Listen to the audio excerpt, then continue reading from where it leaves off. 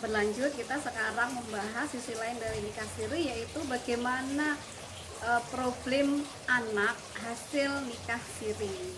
Nah, pertama, eh, anak yang sah yaitu anak yang dilahirkan dalam perkawinan yang sah. Ketika nikah siri ini tidak dianggap sah, sehingga anak yang lahir juga menjadi anak tidak sah. Sehingga bagaimana aktanya? Anak yang lahir tidak dalam perkawinan yang sah, akta hanya dengan nama ibu.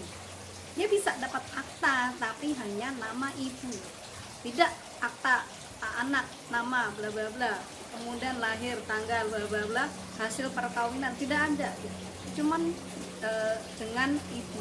Nah ini, nah kemudian ada kasus yang diajukan untuk judicial review ke MK, Mahkamah Konstitusi, dengan adanya putusan MK nomor 46/PUU 8/2010 terkait dengan perkawinan, sehingga ada putusan baru bahwasanya anak di luar kawin atau anak di luar nikah bisa memiliki hak-hak keperdataan dengan ayah biologis dengan dibuktikan dengan teknologi. Nah, biasanya tes DNA dan sebagainya. Nah, ini kebetulan dulu yang mengajukan pihaknya dari Majikan Mukhtar yang menuntut hak waris atas anak yang dihasilkan dari perkawinan sirinya gitu. Nah, tapi kemudian ini juga problem. Jadi misalnya Pak MK memberikan hak-hak keperdataan.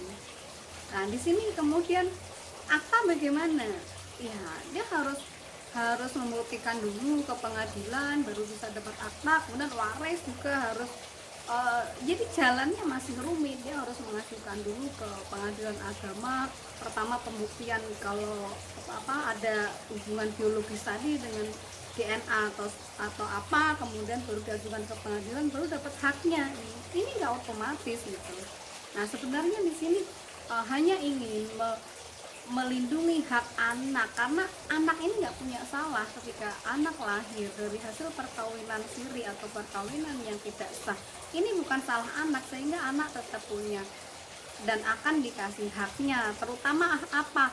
Hak alimentasi atau hak nafkah, sehingga seorang ibu sebagai single parent dia tidak kesulitan untuk mendapatkan hak nafkah dari ayah biologis. Juga bagaimana anak ini tidak terlantar gitu ya. Jadi tetap dapat suplai dari nafkah, kemudian biaya pendidikan dan bahkan mungkin waris. Tapi lagi-lagi ini harus dibuktikan dengan teknologi dan perlu putusan pengadilan, sehingga ya ini rumit ya, walaupun sudah ada payung hukum terkait dengan putusan MK tadi gitu ya. Jadi sekali lagi, anak dari hasil perkawinan yang dianggap tidak sah juga posisinya rumit, hak-haknya walaupun tadi ya sudah negara mencoba untuk melindungi itu dengan putusan MK, tapi jalur untuk atau prosedur untuk mendapatkan itu juga tidak serta merta seperti anak yang sah otomatis